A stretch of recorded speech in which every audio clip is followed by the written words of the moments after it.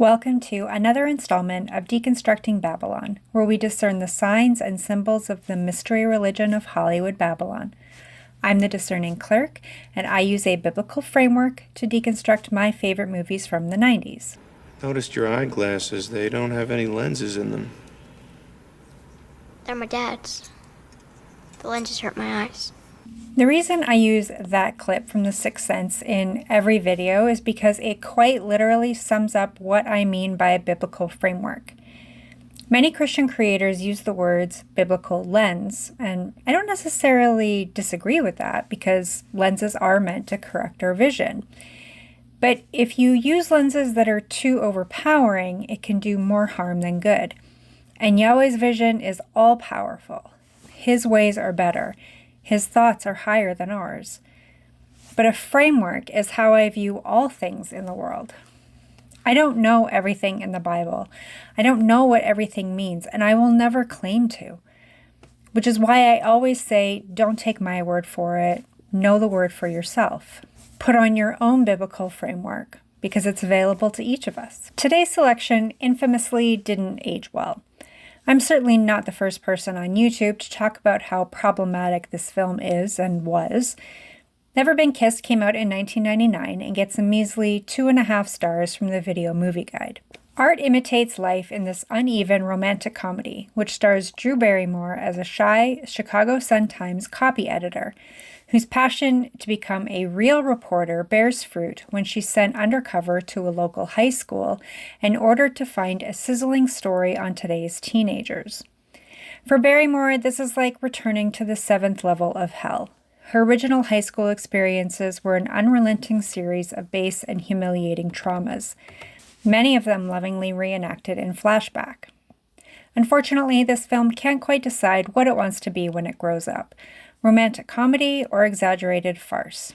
It's difficult to take Barrymore's character seriously, and yet she's talented enough as an actress that we genuinely bleed during her more embarrassing moments. Rated PG-13. Full disclosure, I adored this movie when it first came out, and I'm fully aware that the premise is an issue. At the same time, I think we'll find some things others haven't yet pointed out. So let's see what we see in Never Been Kissed. The movie starts with a cheering crowd at a baseball game.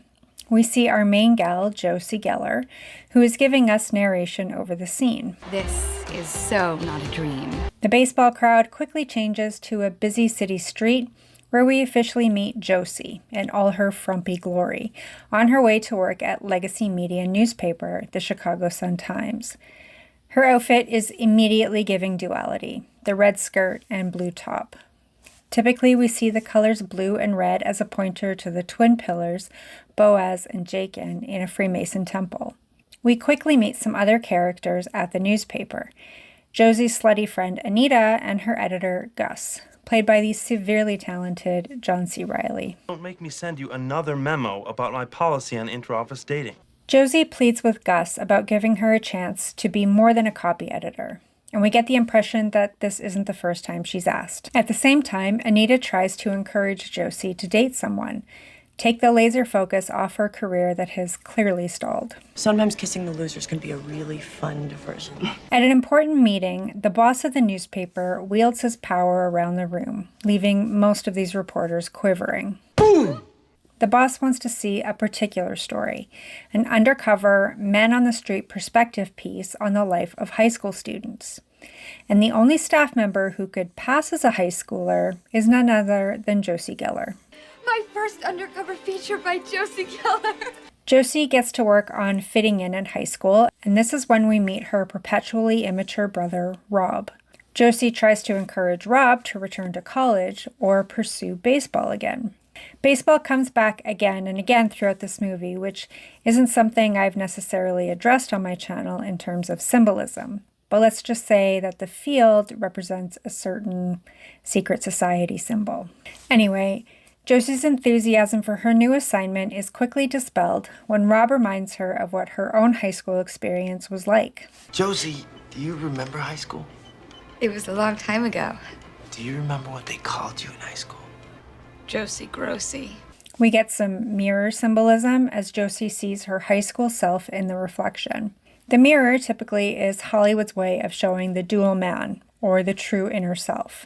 So Josie decides to transform her appearance from the nerdy girl she was 10 years ago. She pulls up to the high school in her brother's car, and she definitely makes an impression. Hey, feeling good.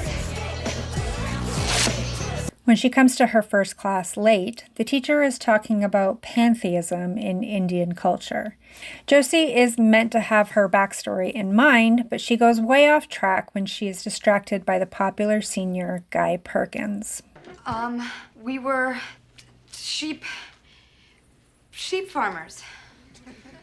My family raised sheep. Side note, I've inadvertently done a Marley Shelton double feature here, as she appears here as popular girl Kristen, and was also cookie baking Margaret in Pleasantville. Back in my video store days, my fellow clerks and I would play a game like 6 Degrees of Separation. I almost can't help myself noticing the supporting actors. Sorry to digress.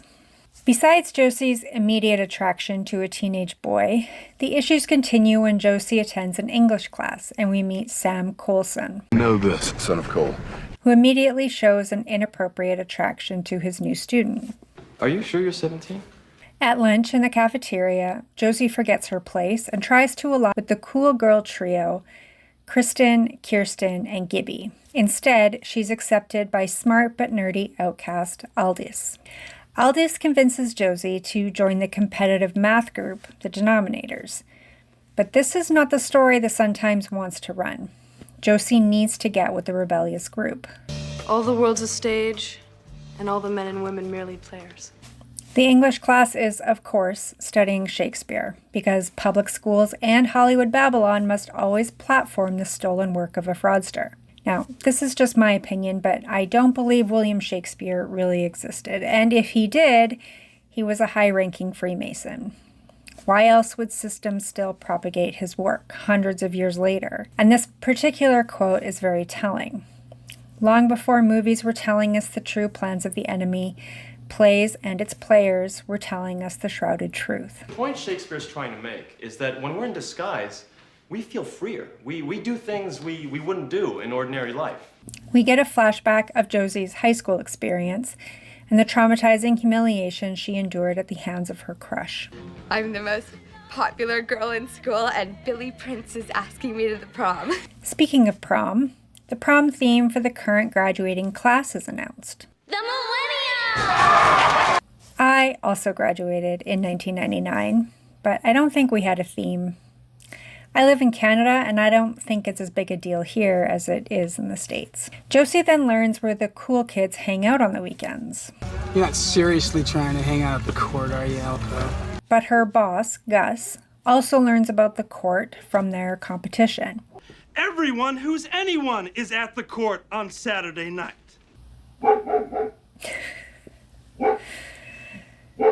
My guard dog's just doing their job outside. He orders Josie to get invited there and actually do the job she's been assigned to do. When they go to the prom, you'll be in the same damn limo! Josie knows she's hopelessly nerdy. We don't even get a good makeover scene to help her assimilate, which is a real shame, because that's such a 90s movie thing to do. Anyway, she laments to her brother, Rob, who was the opposite in high school and was effortlessly cool and popular. Don't you know how much I just wanted to be you in high school? Just for one day to know what it was like to be popular. It's not that hard, Josie. The next day, Josie gets back up in the form of a surveillance van and her colleague, George. Gus? No, it's the great and powerful Oz. Interesting. A Wizard of Oz reference. Does that make Josie a Dorothy type? In a surprise twist, we get a shot of Anita back at the office, and do you see what's on her dress? Poppies. When Dorothy landed in Oz, it was in a field of poppies, and opium is derived from poppy seeds, which is why traveling to Oz is a symbol of drug-induced mind control. It also looks like a huge poppy on Josie's sheer top. That night, Josie attends a concert, I guess, at a local bar. She's wearing another dual outfit when she runs into Sam and his girlfriend, who's also wearing a black and white dual outfit. Nice to meet you. nice to meet you too. This entire scene only serves to embarrass Josie in front of the cool kids, but also in front of her colleagues at work because of the hidden camera. And while she was inadvertently drugged via a weed brownie, she can't really be this clueless, can she? Oh my God, someone ate my entire pie. More humiliation comes Josie's way when the bar stamp transfers onto her forehead, leaving an unfortunate yet accurate label. Loser, see, loser, look, hello. And she remembers the last time she was publicly mocked and brutally taunted. Hi, Billy!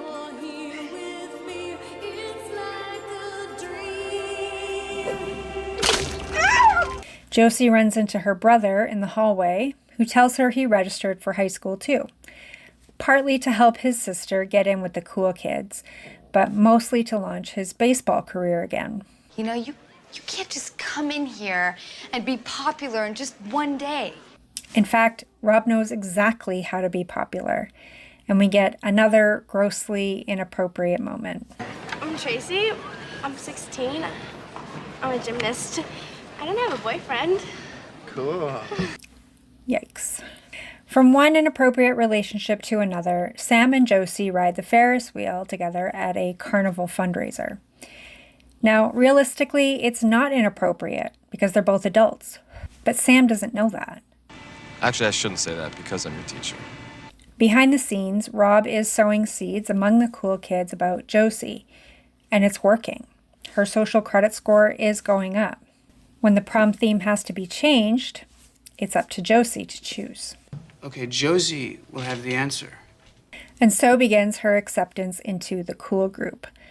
Her life is like a live reality show back at the office, and Gus still has yet to decide on the story she's meant to pursue. Could you please tell me what is the status of your story, Miss Keller? So Josie is given an official deadline, and then gets an official date to prom with Guy. As Josie has gotten more popular, Aldous has gotten more bitter. She mocks Josie and the cool kids and puts herself above them in her mind. And so she acts like a mean girl towards everyone who isn't like her. Gus finally chooses a story for Josie based on the hidden footage she's taken, and surprise, surprise, it's Sam, the teacher who has an inappropriate attraction to his student. Student-teacher relations. How close is too close? Josie, we're gonna blow the lid off it. As Josie prepares for prom with a boy much younger than her, she gets a flashback of her own near-prom experience. But this time it's real. Come on, beautiful. Let's go. Josie's chosen prom theme is famous couples throughout history, and all manner of characters make an appearance. The Village People, Cheech and Chong, the Tortoise and the Hare, and the math team comes dressed as DNA. We're DNA? Double helix? It's more of a science costume, not math, so I'm confused. By some miracle, Josie is chosen as the prom queen, as if that means anything to an adult. And if this was her story, it might be more meaningful. If she was meant to win prom queen in 6 weeks of high school, then mission accomplished. But it's just a side plot.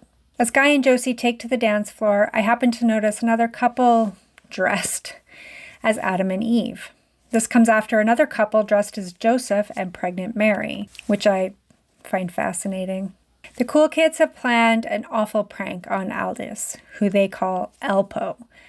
Not very clever, but they plan to cover her in dog food as a way to humiliate her publicly. Josie intervenes at the last minute, and the cool girls are covered instead.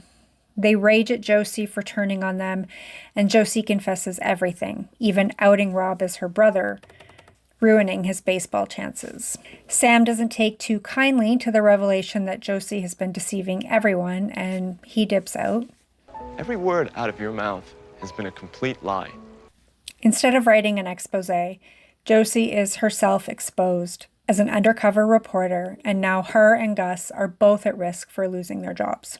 You will have an amazing story. Somehow, Josie writes a personal story that gets published without Gus's approval because he, along with everyone else, reads it for the first time in the paper. And the story goes viral for the 90s. In her personal story, Josie invites Sam to the high school championship baseball game to kiss her for the first time in her life. I want you to get out there and get him. And this is where we started. The cheering crowd, the baseball diamond, the clock ticking down as Josie waits for Sam to come and sweep her off her feet. But as time runs out, Josie loses hope. That is so wrong. Until the crowd stirs and Sam finally comes running and wastes no time at all. Sorry I'm late. It's even a happy ending for Rob, who can't play high school ball but can most definitely coach high school ball. The final image of the movie is Sam and Josie in the center of the pitcher's mound, kissing passionately as the players take the field around them. Not only is the premise of Never Been Kissed entirely inappropriate, the story is also exceedingly boring. It relies on so much cringe and embarrassment for its laughs, but the audience isn't laughing with anyone. We're laughing because it's so uncomfortable. And no character has any real change or arc, and so we're not really rooting for anyone. The Wizard of Oz programming and references made me think it's not necessarily about drug-induced mind control, but the idea of the Wizard of Oz is that the change you want for yourself has been inside you all along. The Cowardly Lion was always brave, the Tin Man was always caring, and the Scarecrow was always clever. They simply needed to be in a situation that these qualities were revealed to them. And for Dorothy, the ability to go home was always with her, on her feet. So we might assume that for Josie, the ability to be cool, popular, accepted, and admired was always within her. She just needed the chance to prove it to herself. In the beginning, she spoke with a lisp, she walked like a man, and her style was tragic. But there wasn't a catalyst for her change. She certainly didn't change overnight, she changed gradually. And frankly, she didn't really change, only the way she spoke and dressed. And maybe that was the point.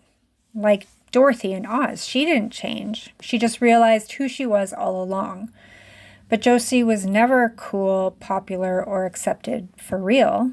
Now maybe the point is that Josie wasn't cool all along, but the point is that she's a talented writer. Damn, girl. You are a writer. Sam speaks often about Josie's writing, and her career goal is to be a writer for the newspaper, not just a copy editor. So maybe getting the chance to write down her personal story and express herself through words is who she really is all along, and only now has the opportunity, which still aligns with the Oz references. However, the prominence of Shakespeare, his writings and characters are fascinating to me. What does Shakespeare represent in Hollywood Babylon? Is this a modern retelling of As You Like It? All the world's a stage and the men and women merely players. What are filmmakers trying to tell us about this?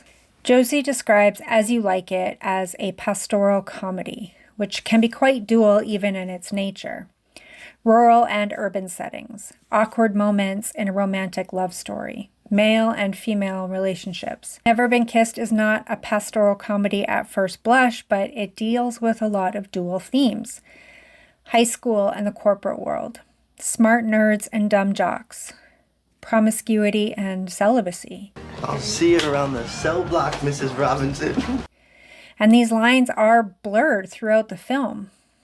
The smart nerd, Aldous, is actually a mean bully at heart. The teacher falls in love with his student, who's actually an adult. The college graduate has never been kissed. I wish I could say more about it. I wish there was more clear symbolism to point out or obvious counterfeits somewhere. But it's all very confused and muddled, and maybe that's the point. Are you in special ed? I mean, are you? At least, I know that to be a goal of the enemy. So thank you for enduring to the end. Give the video a thumbs up if you agree and a thumbs down if you disagree. Please comment below what I missed with this one, because I'm sure there's something.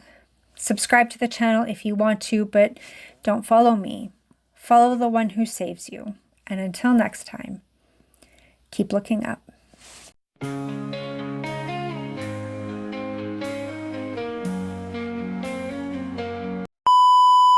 I know this woman.